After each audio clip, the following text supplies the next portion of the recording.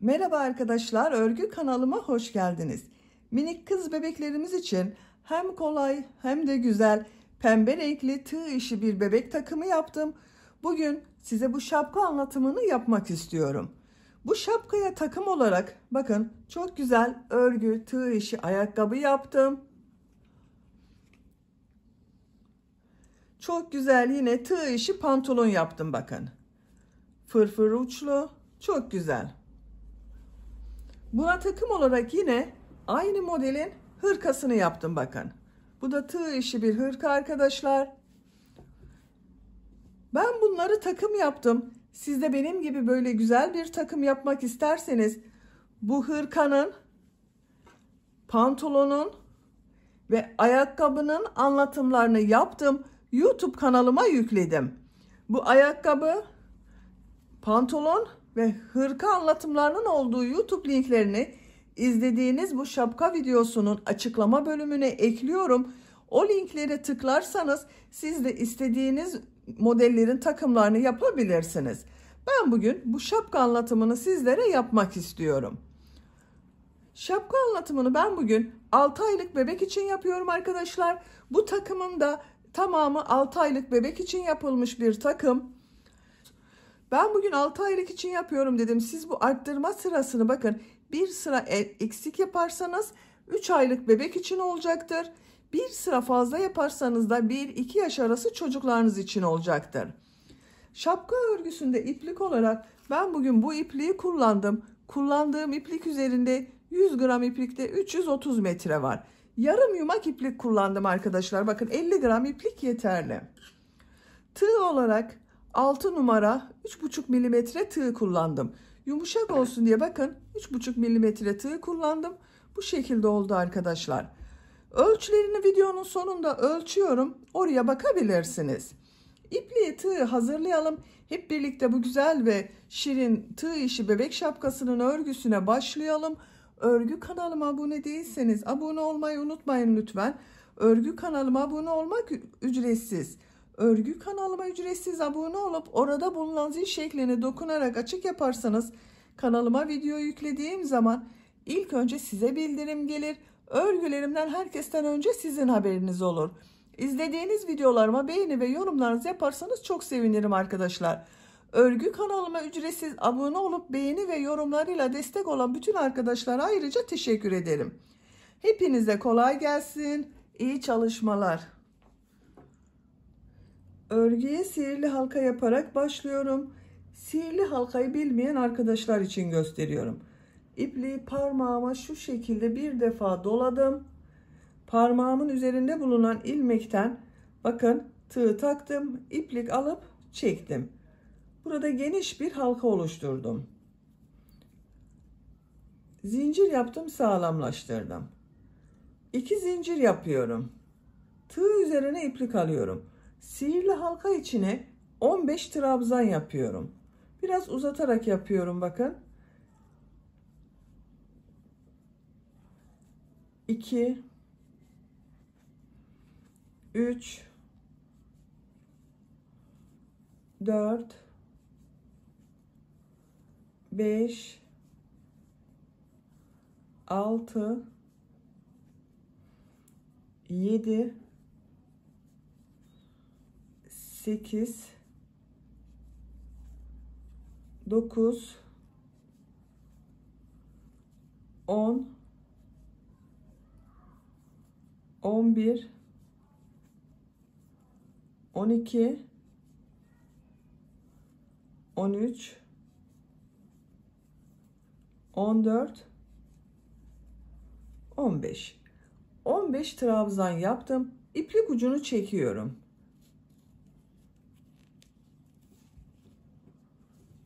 Bakın burası kapandı arkadaşlar, boşluk kalmadı. İlk ilmek ile ilmek kaydırma yaparak sırayı birleştiriyorum. İplik ucunu şu şekilde üst tarafa alıyorum. İlmek kaydırma yaptım. Yuvarlak bir görüntü elde ettim. 2 zincir yapıyorum. İkinci sıradayız. Bu sırada her ilmek üzerine 2 trabzan yapıyorum. İlk ilmek üzerine 2 trabzan yapıyorum. 1 2. Tığ üzerine iplik alıyorum. Diğer ilmeğe de 2 trabzan yapıyorum. Aynı ilmek içine 2 trabzan yaptım.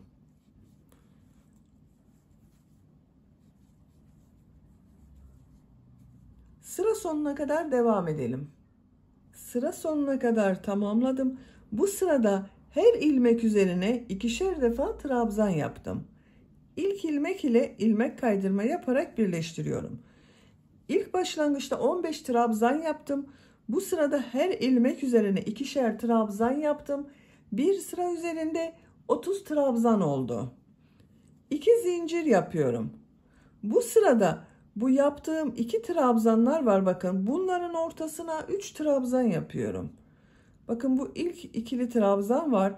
Ortasına 3 trabzan yapıyorum.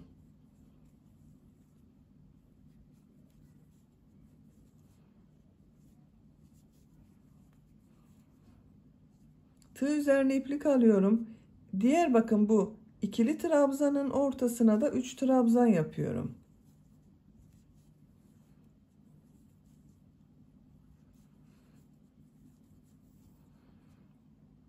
Bu 2 trabzanın ortasına 3 trabzan yapıyorum.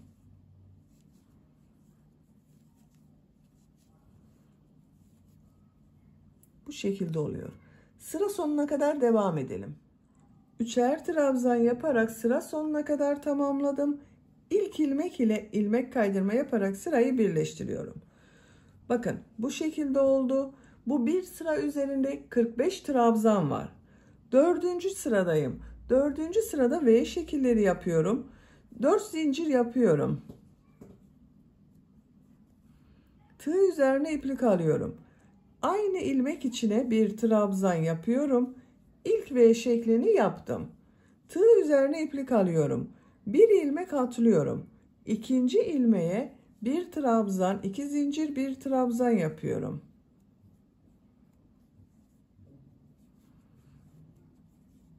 Aynı ilmek içine bir trabzan, 2 zincir, bir trabzan yaptım. Bir ilmek atlıyorum. Bir trabzan, 2 zincir, bir trabzan yapıyorum.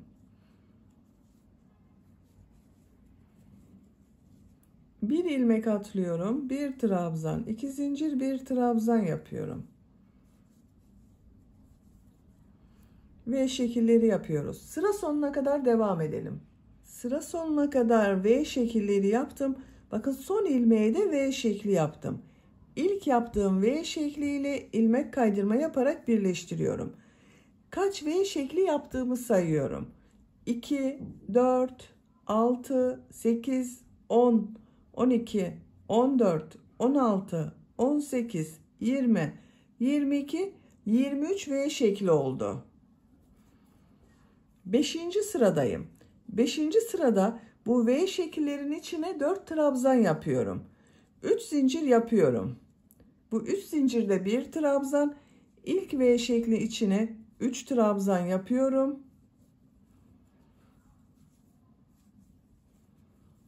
Bakın, 3 zincirle birlikte 4 trabzan oldu. Tığ üzerine iplik alıyorum. Diğer V şekli içine 4 trabzan yapıyorum.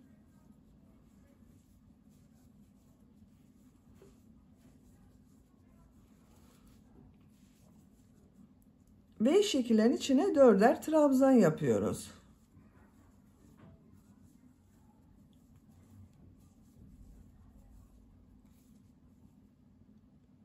Sıra sonuna kadar devam edelim. V şekilleri içine 4'er trabzan yaparak sıra sonuna kadar tamamladım. Bu ilk ilmek ile ilmek kaydırma yaparak birleştiriyorum. Bakın, görüntüsü böyle oldu arkadaşlar. Bu sıradan itibaren boyun örgüsünü bırakacağız. Artık şapkanın kendi örgüsüyle devam edeceğiz. Bir zincir yapıyorum. Bakın, örgüyü çeviriyorum. İlk ilmek üzerine trabzan yapıyorum. Tığ üzerine iplik alıyorum.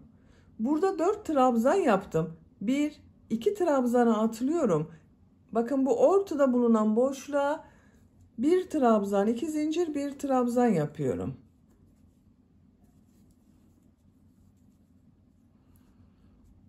İki ilmek Burada 2 ilmek burada atlıyorum. Toplam 4 ilmek atlıyorum.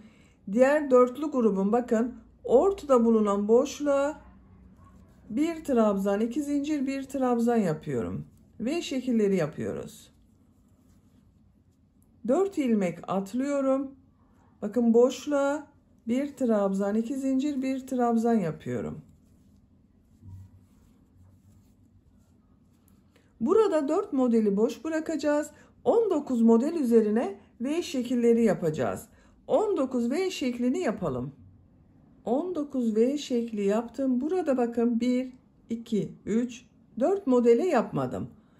V şekillerini sayıyorum. 1, 2, 3, 4, 5, 6, 7, 8, 9, 10, 11, 12, 13, 14, 15, 16, 17, 18, 19.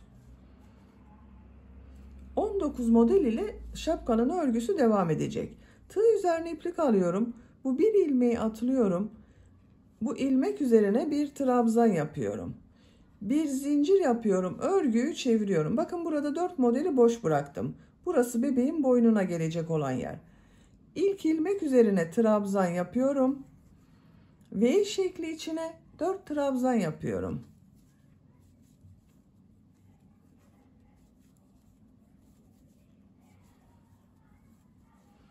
Diğer V şekli içine de 4 trabzan yapıyorum.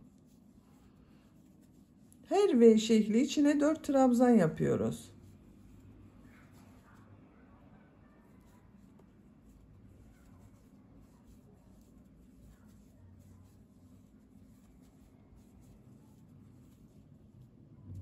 Sıra sonuna kadar devam edelim.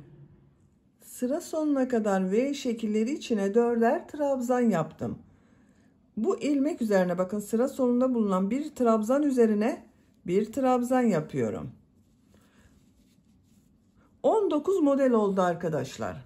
Şimdi tekrar V şekilleri yaptığım sıradayım. Bir zincir yapıyorum, örgüyü çeviriyorum. İlk ilmek üzerine trabzan yapıyorum. Tığ üzerine iplik alıyorum. 1, 2 ilmek atlıyorum bakın burada. Bu 4 trabzanın ortasına bir trabzan, 2 zincir, bir trabzan yapıyorum.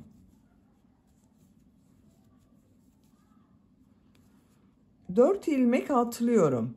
Yine burada bulunan 4 trabzanın ortasına bir trabzan, 2 zincir, bir trabzan yapıyorum.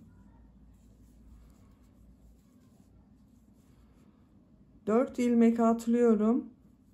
Ortasına bir trabzan, 2 zincir, bir trabzan yapıyorum. Siz bu şapkayı 3 aylık bebek için yapıyorsanız, yeni doğan veya 3 aylık bebek için yapıyorsanız, bu sihirli halka içine başladığımız trabzanları 12 trabzan yaparsanız küçük olur arkadaşlar. 1-2 yaş arası çocuk için yapıyorsanız da bakın bu 15 trabzan üzerine ikişer defa trabzan yaptım. Siz bunun üzerinden bir tek bir çift, bir tek bir çift trabzan yaparak arttırma yapabilirsiniz. O zaman 1-2 yaş arası çocuk için olur. Sıra sonuna kadar V şekilleri yaparak devam edelim. V şekilleri yaparak sıra sonuna kadar tamamladım. Son ilmek üzerine bir trabzan yapıyorum. Bir zincir yapıyorum. Örgüyü çeviriyorum. İlk ilmek üzerine trabzan yapıyorum. V şekli içine 4 trabzan yapıyorum.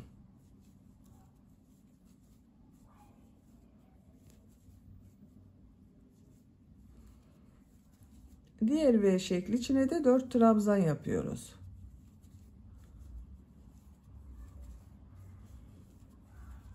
Bakın arkadaşlar, şapkanın örgüsü bu şekilde devam edecek. Bir sıraya örgünün tersinden yaparken V şekli yapıyoruz. Düz taraftan yaparken bakın düz tarafı şu şekillerinden anlayabilirsiniz. Düz tarafından yaparken de 4 trabzan yapıyoruz. Bakın şekli böyle oluyor. Şapkanın örgüsü bu iki sıranın tekrarıyla devam edecek. 6-7 model sırası yapabilirsiniz. Tercihinize göre daha uzun da yapabilirsiniz. Bu iki sırayı tekrarlayarak modellere devam edelim. Şapkanın örgüsünü tamamlayalım. Şapka örgüsünü 6 model sırası olarak tamamladım. Bakın burada modellere başladım. 1, 2, 3, 4, 5, 6. En son 7. model sırasında V şekli yaptığım sırada bitirdim. Yüksekliği ölçüyorum. 15 santimetre yükseklik var. Sizin elinizin sıklığına göre küçük olduysa bir sıra daha model sırası devam edebilirsiniz arkadaşlar. Şimdi son sırayı yapıyorum. Bir zincir yapıyorum. Örgüyü çeviriyorum. İlk ilmek üzerine sık iğne yapıyorum. Tığ üzerine iplik alıyorum. Bu V şekli içine bir trabzan yapıyorum. Tığ üzerine 2 defa iplik doluyorum. 6 üçlü trabzan yapıyorum. Bakın 3 defa da çıkarıyorum. 1, 2, 3. 2 defa iplik doluyorum. 3 defa da çıkarıyorum. Uzun yaparsanız daha güzel oluyor arkadaşlar.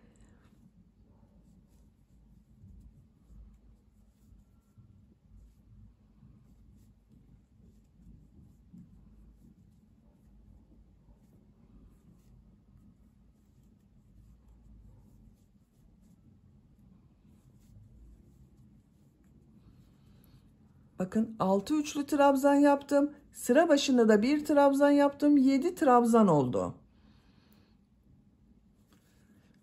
Diğer V şekilleri içine 7'şer trabzan yapıyoruz. Üçlü trabzan yapıyoruz. Tığ üzerine 2 defa iplik doluyorum. Diğer V şekli içine 7 üçlü trabzan yapıyorum. Her V şekli içine 7 üçlü trabzan yapıyorum. Siz isterseniz 8 üçlü trabzan da yapabilirsiniz.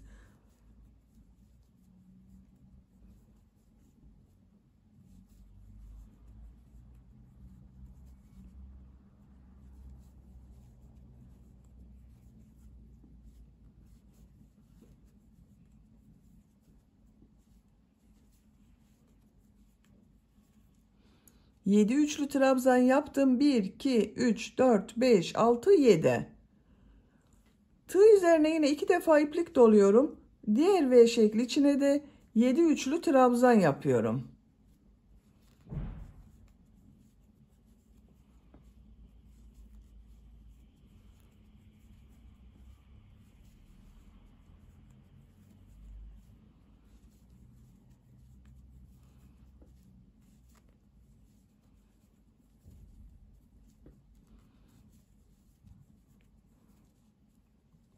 Tığ üzerine 2 defa iplik doluyorum. 7 üçlü trabzan yapıyorum. Bakın görüntüsü böyle oluyor. Sıra sonuna kadar devam edelim. Üçlü trabzan yaparak sıra sonuna kadar tamamladım. Görüntü bakın bu şekilde oldu. Fırfırlı bir görüntü elde ettik. En son modeli 6 üçlü trabzan yaptım. 2, 4, 6. 7. trabzan yapıyorum. İkili trabzan yapıyorum. Bu ilmeğe sık iğne yapıyorum. Bakın arkadaşlar bu şekilde oldu. Burada da ilk trabzan yaptım. Bakın ikili trabzan, sonrakileri üçlü trabzan yaptım. Sıra sonunda da aynı yaptım. Bu boyun çevresinde sık iğne yapıyorum. Bir ilmeğe sık iğne yapıyorum. Bu trabzan boşluğunu atlıyorum. Biraz toplasın istiyorum. Sık iğne yapıyorum. Sık iğne yapıyorum. Arada bakın birer ilmek atlıyorum. Bu ilmeği atladım. Sık iğne yapıyorum. Sıra sonuna kadar devam edelim. Sık iğne yaparak buraya kadar tamamladım. Bakın boyun çevresi bu şekilde oldu. Bir zincir yapıyorum. Örgüyü çeviriyorum. Her ilmek üzerine bir defa sık iğne yapıyorum.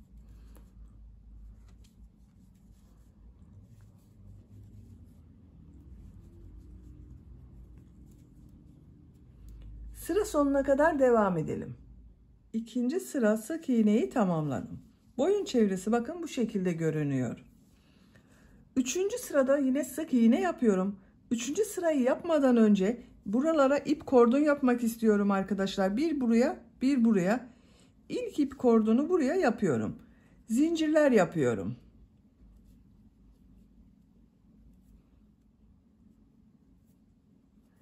70 zincir yaptım. Bakın bu şekilde oldu. Bu 70 zincirin kaç santimetre olduğunu ölçüyorum.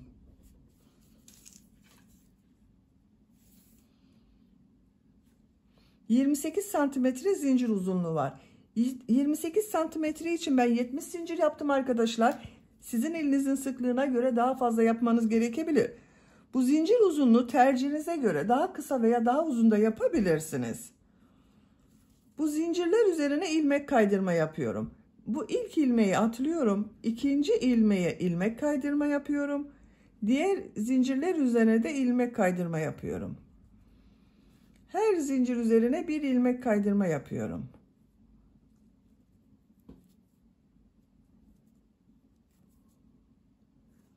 Buraya kadar devam edelim. Zincirler üzerine ilmek kaydırma yaparak buraya kadar tamamladım. İp kordunun görüntüsü böyle oldu. Bu boyun çevresinde yaptığım sık iğneler üzerine sık iğne yaparak devam ediyorum.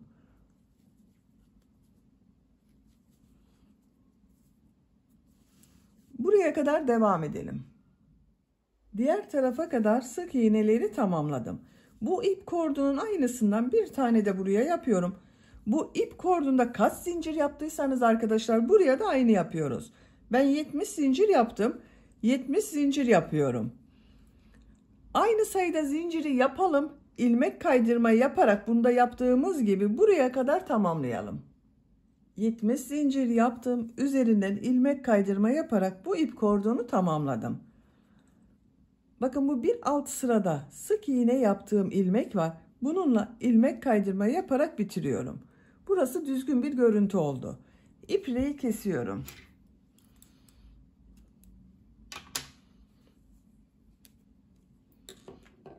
Şapkanın örgüsünü bitirdim arkadaşlar. Bakın çok güzel oldu. Model de çok güzel oldu. Şapka da çok şirin oldu bakın. İp kordonlar da bu şekilde. Boyun altında bakın böyle bağlayarak kullanıyoruz. Bitmiş olarak size ölçülerini söylüyorum. Baş yüksekliğini ölçüyorum. 18 santimetre. Baş genişliğini ölçüyorum. 18 santimetre. 6 aylık bebek için yaptım arkadaşlar. Bakın çok güzel oldu. Bir iplikten de bakın bu kaldı. Yarım yumak iplik kullandım. Beni dinlediğiniz ve izlediğiniz için hepinize çok teşekkür ederim. Örgü kanalıma abone değilseniz abone olmayı unutmayın lütfen. Örgü kanalıma abone olmak ücretsiz. Örgü kanalıma ücretsiz abone olup orada bulunan zil şeklini dokunarak açık yaparsanız kanalıma video yüklediğim zaman ilk önce size bildirim gelir. Örgülerimden herkesten önce sizin haberiniz olur. İzlediğiniz videolarıma beğeni ve yorumlarınızı yaparsanız çok sevinirim arkadaşlar. Sizlerle yeni örgülerde görüşmek dileğiyle. Hoşça kalın, sevgiyle kalın.